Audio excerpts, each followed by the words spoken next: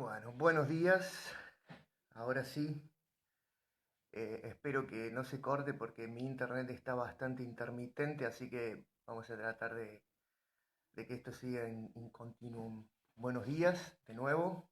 Este es el micro espacio que dedicamos a Borges, a el análisis de algún cuento de Borges que todas las semanas estamos haciendo en este horario, más o menos el mediodía los miércoles. Y para el día de hoy hemos preparado la lectura, siempre hacemos el análisis, la lectura de un pequeño cuento de Borges.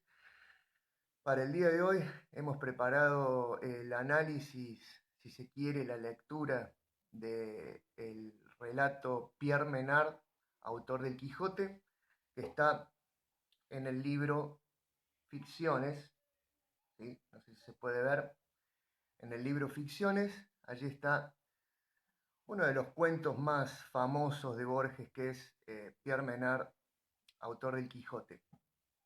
Eh, Bien, lo primero que podríamos decir sobre este relato es que es un cuento, ¿no?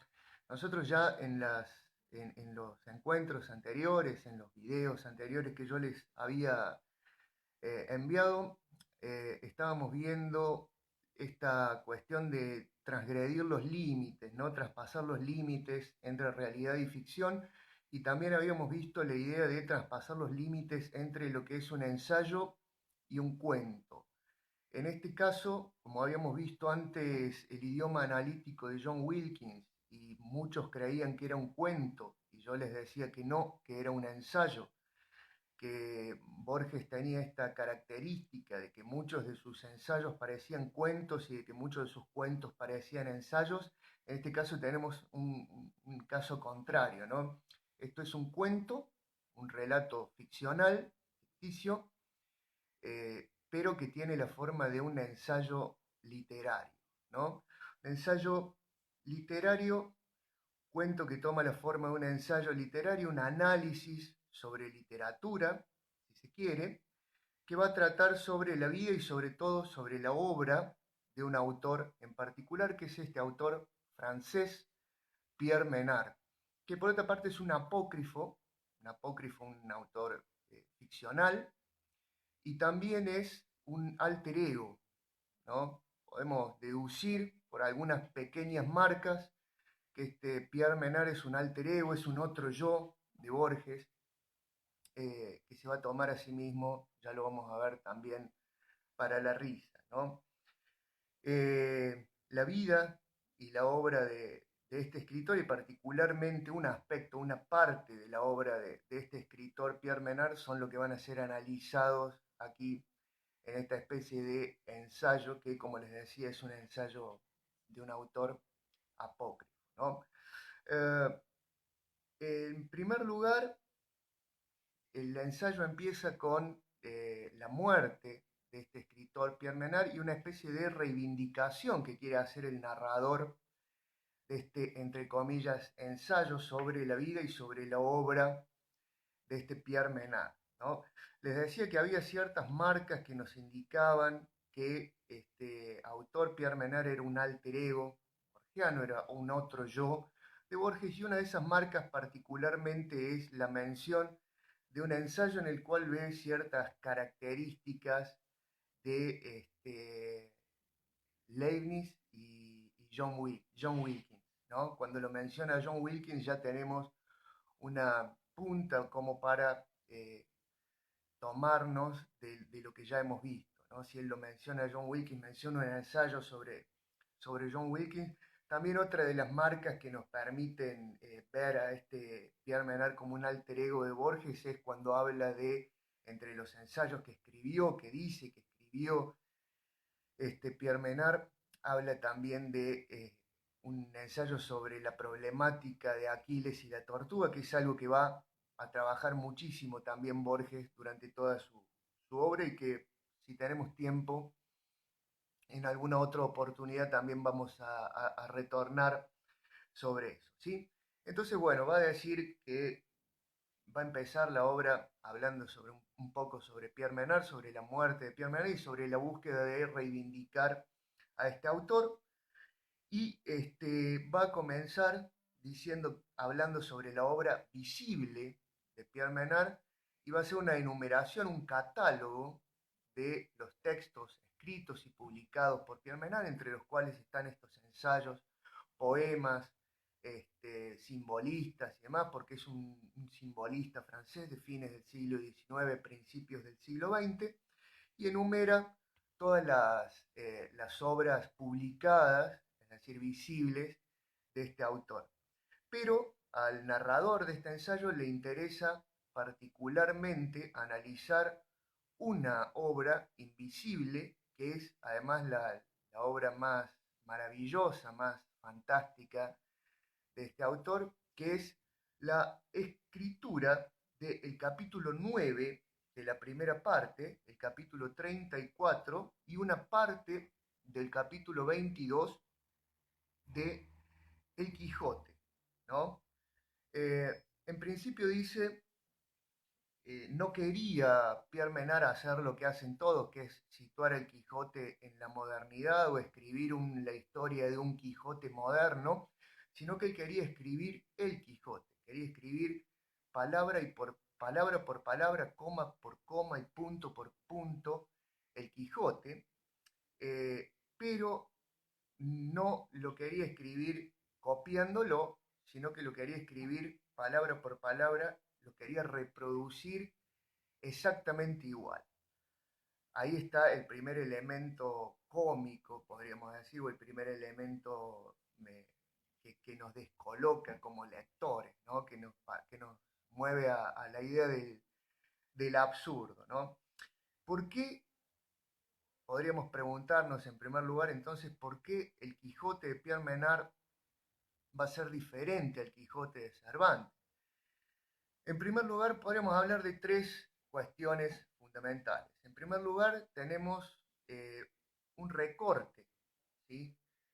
Si nosotros comparamos los dos tomos enormes de la gran obra de Cervantes con el recorte de estos dos capítulos y una partecita de un tercer capítulo prácticamente aleatorio del Quijote, ya tenemos una diferencia. Por una parte, hay una obra que tiene dos tomos enormes y por otra parte tenemos una obra breve de tres capítulos, que ha dejado todo lo demás de lado a propósito, ¿no?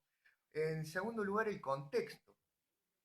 El contexto de la escritura de Cervantes, que es la España del siglo XVII. Si un autor español escribe en la España del siglo XVII, el Quijote es una cosa, pero si un autor francés escribe exactamente lo mismo en la Francia de fines del siglo XIX, principios del siglo XX, ya hay, primero que nada, una traducción, segundo, una serie de arcaísmos y, en tercer lugar, eh, una época diferente que además trae consigo toda la filosofía, toda la literatura y todo el pensamiento de los siglos XVII, XVIII, XIX y podríamos decir también principios del XX. Entonces no es lo mismo escribir el Quijote en la España del siglo XVII y escribir el Quijote en la Francia del siglo XIX, siglo XX. Y en tercer lugar, algo muy borgiano también, que es la lectura. El Quijote de Pierre Menard es diferente al Quijote de Cervantes porque se lee diferente, porque todo ese contexto y toda esa traducción van a repercutir en la obra a partir de la lectura de la obra. Esta es una idea muy borgiana. El lector es el que crea la obra y no el autor que la escribe, ¿sí? Y a partir de ahí tenemos que entender todo el texto.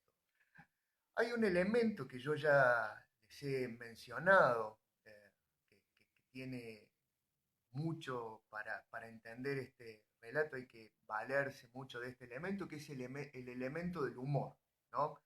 El elemento del humor que se puede ver eh, desde, desde el vamos como un paralelismo o desde un paralelismo con la obra de Cervantes, con el Quijote. Como sabemos, quien haya leído una parte o quien sepa algo del Quijote, aunque no lo haya leído tampoco, sabrá que el Quijote es una obra plagada de humor, ¿no? Es una obra que incluso hasta el día de hoy nos puede hacer reír muchísimo a quienes la disfrutamos. Yo particularmente, como soy profesor de literatura española, todos los años tengo que releerla y nunca me deja de hacer reír. Y de la misma manera, el texto de Borges, de Pierre Menard, también es un texto absolutamente plagado de humor, ¿no? Entonces ahí podríamos establecer un paralelismo entre la idea de Pierre Menard y la idea de- de Cervantes o la idea del Quijote en cuanto al humor. Lo primero, el primer rasgo humorístico, ya se los había mencionado de alguna manera al inicio, el primer rasgo humorístico puede verse desde el catálogo de obras, ¿no? El catálogo de obras que presenta este Pierre Menard ya eh, están lindando todo el tiempo con la idea del absurdo. Podemos ver que este Pierre Menard escribió, entre otras cosas, un tratado sobre el ajedrez en donde habla de quitar un peón de torre y en el mismo libro va a proponer esa hipótesis, va a fundamentarla y finalmente va a refutar, ¿no? Es decir, libros absolutamente absurdos que este, nos resulta ridículo de pensar en un libro así, aunque son libros que nos dice el autor son reales. Pero la idea de humor tiene que verse o podría verse desde el punto de vista de la parodia, ¿sí? Como vimos, como sabemos, el Quijote fue escrito, según lo que dice el mismo Cervantes, como una parodia a las novelas de caballería. ¿Sí? Cervantes va a decir que es un libro escrito para terminar de una vez con este tipo de literatura que era nociva para la salud, la literatura de caballería, y entonces se va a burlar. Recordemos que la parodia, como para definirla básicamente y rápidamente, es una imitación burlesca, es una imitación con fin de burlarse o de ridiculizar a lo que se está imitando. En este sentido, ¿cuál es la forma de la parodia de este cuento? Bueno, este cuento está parodiando a los ensayos literarios. Es un ensayo, un cuento que toma la forma de un ensayo literario para parodiar a los ensayos literarios, a lo repetitivo, si se quiere, que tienen estos ensayos literarios, a decir siempre lo mismo sobre todos los autores, porque en definitiva todos los autores son lo mismo. Y por otra parte también es una parodia al mismo Borges, si se quiere, como en tanto alter ego. Borges va a decir en otro relato que Cervantes creó al Quijote en mansa burla de sí mismo. Y podríamos aplicar ese mismo concepto, podríamos decir que Borges crea a Pierre Menard en mansa burla de sí mismo. Podríamos decir que este personaje es un alter ego creado para burlarse, para reírse de sí mismo. Pero por otra parte también Pierre Menard es, y esto es lo más importante de todo, es una parodia a la misma literatura, es una parodia más que a la literatura, al concepto de originalidad en la literatura. ¿Sí? Vivimos en el siglo XXI, ya hemos pasado el siglo XX, Borges vivió en el siglo XX. El siglo XX fue el siglo de los derechos de autor, el siglo de la idea de que una idea es algo propio que me pertenece a mí, porque yo la he pensado y yo la he creado. Y Borges siempre ha bregado por la idea de que nada le pertenece a nadie. En la literatura no hay nada que le pertenezca a nadie. Todo ya ha sido escrito y lo único que hacemos es reescribir. ¿Sí? Somos el producto, creo que esto ya lo he dicho en algunos videos anteriores, somos el producto de nuestras influencias y no hacemos otra cosa más que repetir las cosas que hemos leído y las cosas que nos han formado, ¿no? Sin embargo, el siglo XX ha sido el siglo de los juicios por derechos de autor, algo que resulta en este sentido absolutamente absurdo, ¿no? Hay una parte que resulta fundamental para comprender esto, que es esta parte en la cual se comparan en los dos textos, ¿no? Dice, es una revelación cotejar el Don Quijote de Menard con el Don Quijote de Cervantes.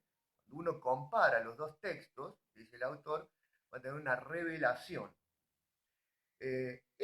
Por ejemplo, escribió Don Quijote, Cervantes escribe, la verdad cuya madre es la historia, émula del tiempo, depósito de las acciones, testigo de lo pasado, ejemplo y aviso de lo presente, advertencia de lo porvenir. ¿Sí? Es decir, escrito por el ingenio de Cervantes en el siglo XVI, XVII, perdón. Este texto es un texto normal, pero fíjense lo que escribe Pierre Menard en el siglo XIX, principios del siglo XX. La verdad, cuya madre es la historia, émula del tiempo, depósito de las acciones, testigo de lo pasado, ejemplo y aviso de lo presente, advertencia de lo porvenir. Y dice, la historia, es decir, exactamente las mismas palabras.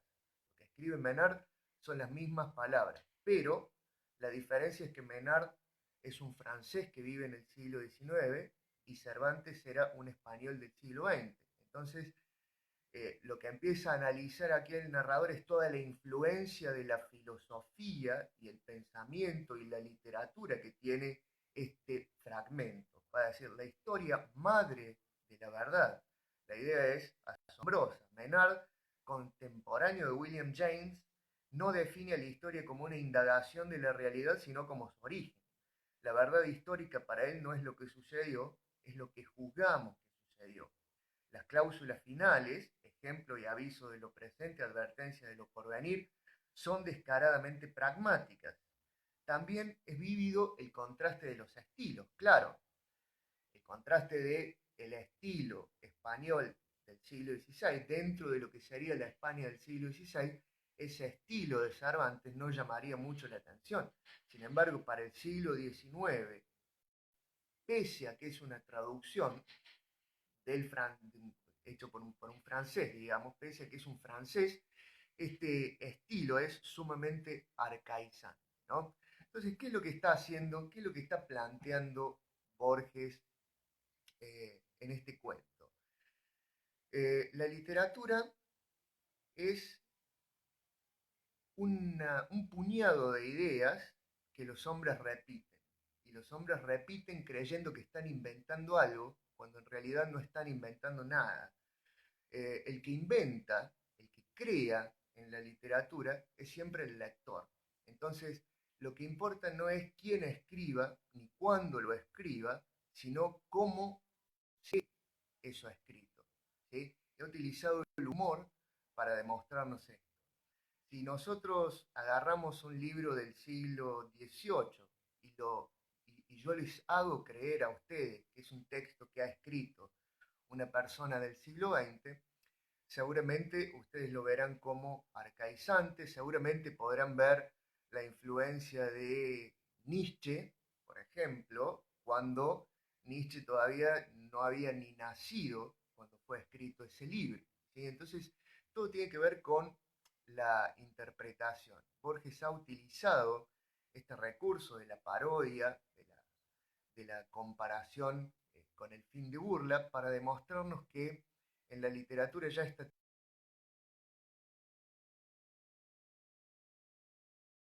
las cosas transformadas, objeto del lector más que del escritor.